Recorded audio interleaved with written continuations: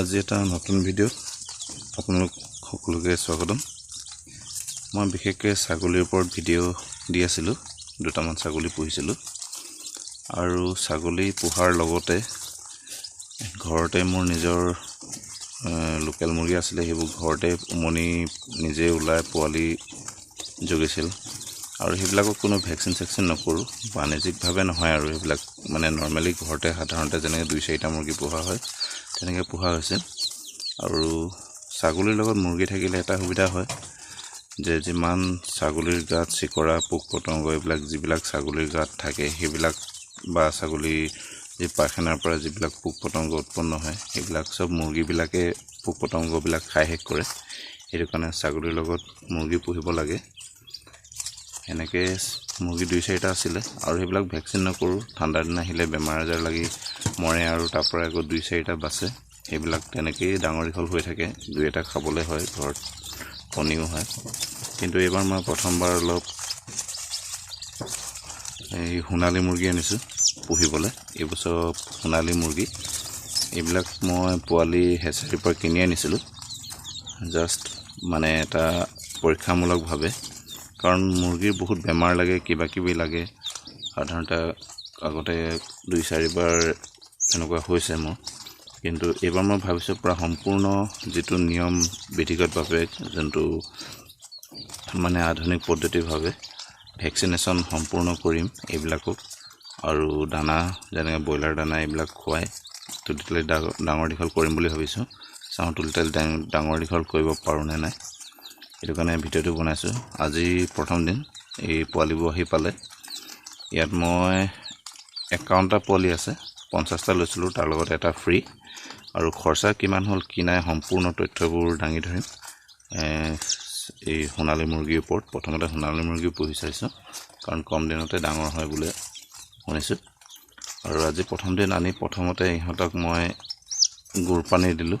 গুড় পানীটো দিব লাগে যাতে সিহঁতৰ ষ্ট্ৰেছটো দূৰ হয় আৰু সিহঁতৰ পেটটো চাফা হয়, যাতে পিছলৈ কোনো প্ৰব্লেম নহয়। সেইকাৰণে প্ৰথমতে গুড় পানীটো দিব লাগে। সেইটো কাৰণে গুড় পানীটো দিলোঁ। গুড় পানী দিয়াৰ 3 ঘণ্টামান পিছত যোনটো ষ্টাৰ্টাৰ দানা হয়, প্ৰি ষ্টাৰ্টাৰটো পোৱা নাই, মই খোলাকৈ দানা আনিছোঁ। প্ৰি ষ্টাৰ্টাৰ দানাটো নাপায়, খোলাকৈ ষ্টাৰ্টাৰ আনিছোঁ। সেইটোৱে অলপ গুড়ি কৰি সিহঁতক খাবলৈ দিছোঁ।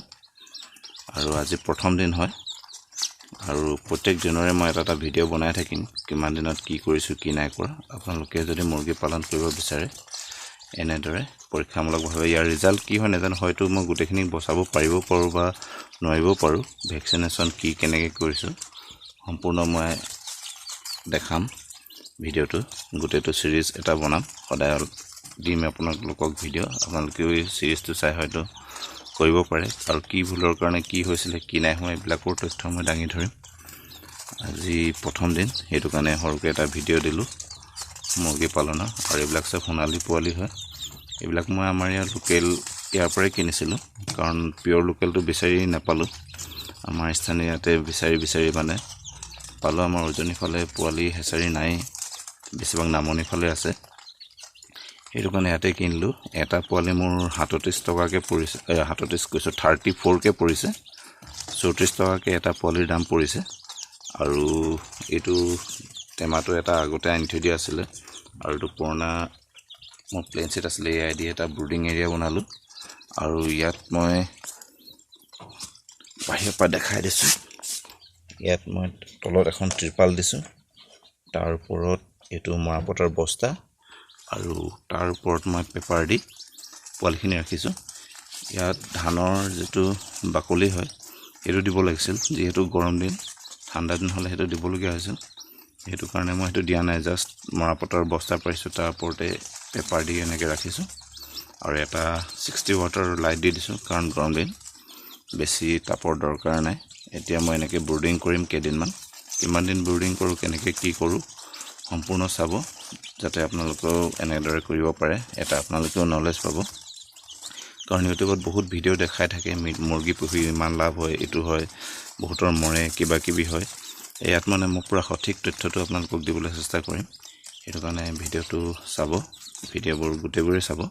আৰু যদি ছাকচেছ হওঁ পিছলৈ মই মুৰ্গী পোহাৰো আৰম্ভ কৰিম।